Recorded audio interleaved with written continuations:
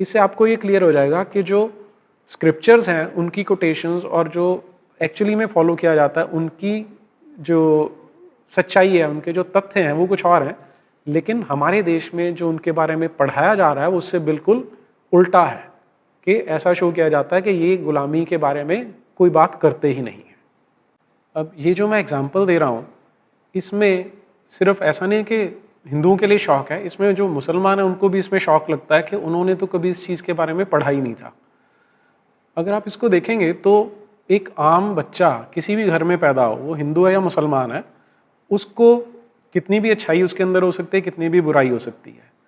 अब ये डिपेंड करता है कि जैसे जैसे वो बड़ा हो रहा है उसको क्या, उसकी आइडियोलॉजी क्या बनाई जा रही है, उसके माइंड में क्या चीज़ें फीड की जाती हैं। अब एक आम तौर पे क्या होता है, जो ये मज़हब के ठेकेदार बने होते हैं उनको भी पता है कि अगर वो बच्चों को ये सच्चाइयाँ बता देंगे तो हो सकता है वो उनको छोड़ के चले जाएं, इसलिए उनको ये बताया नहीं जाता। एक तरह से उनसे भी चीज़ें छिपी हैं क्योंकि उनको कहा जाता है कि अगर आपने कुरान पढ़नी है तो आपको ये अरबी में पढ़नी चाहिए, और अरबी उनको समझ में नहीं आती, इसलिए उनको भी जो एक्चुअल कंटेंट हैं कुरान के या इस्लाम के वो कोई अच्छे से समझ में नहीं आए होते हैं। कोई इस्लाम को ये जानने के बाद फॉलो करता है वो एक अलग मैटर है, वो उनका पर्सनल चॉइस हो सकता है, लेकिन हमें एज अ नेशन ये देखना चाहिए कि ये जिस तरह की टीचिंग्स हमारे यहाँ पर स्क्रिप्चर्स के अंदर दी हुई हैं, क्या वो हमारे देश की डेमोक्रेटिक वैल्यूज़ के साथ, हमारी कॉन्स्टिट्यूशनल एथोस के साथ, या हमारे जो आज का सामाजिक ढांचा है उसके साथ मैच करती हैं। और अगर नहीं करती तो क्या हम इनको सिर्फ इसलिए छोड़ सकते हैं कि किसी के रिलीजियस सेंटिमेंट हर्ट हो सकते हैं।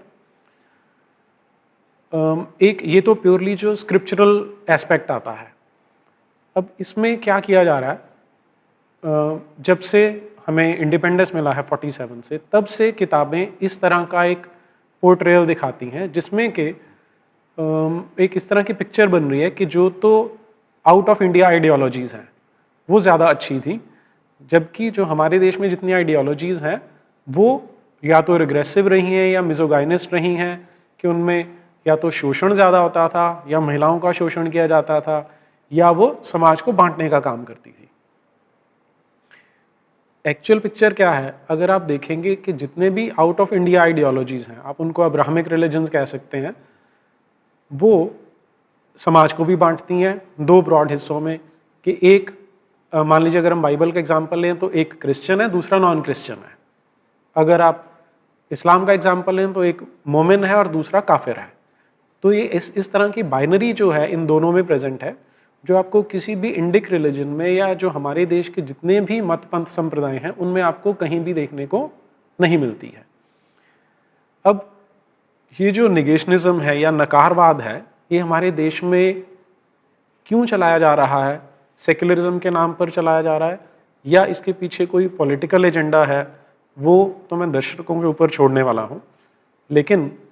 हमें एक जो फ़र्क समझने की ज़रूरत है, कई बार हमें गलतफहमी हो जाती है कि इसमें अकेला जो हिंदू है वही एक विक्टिम है। हमें ये मान के चलना चाहिए कि जो मुसलमान है इस देश में उसके भी पूर्वज तो हिंदू ही थे, कभी वो कन्वर्ट हो गया, कभी तलवार के ज़ोर पे या कभी उसको जिजिया के ज़ोर पे कन्वर्ट कर लिया गया है, लेकिन उसको भी जब तक हम यहाँ की जो डेमोक्रेटिक वैल्यूज़ हैं, जो यहाँ की आइडियोलॉजी हैं, वो नहीं बताएंगे और उसको जब तक ये समझ में नहीं आएगा कि उसको किधर लेके जाया जा रहा है और उसके जो स्क्रिप्चर्स हैं वो क्या कहते हैं, तब तक मुझे लगता है कि हमारे देश में ये जो एक आए दिन हमें संकट देखने को मिलता है वो बना रहेगा। और इसे दूर करने का सबसे अच्छा जो तरीका है हमारे देश में वो हमारा एजुकेशन सिस्टम है।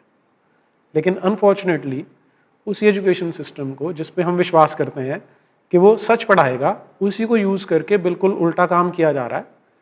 और ये आज से नहीं है, ये जब से हमें इंडिपेंडेंस मिली है तब से चल रहा है।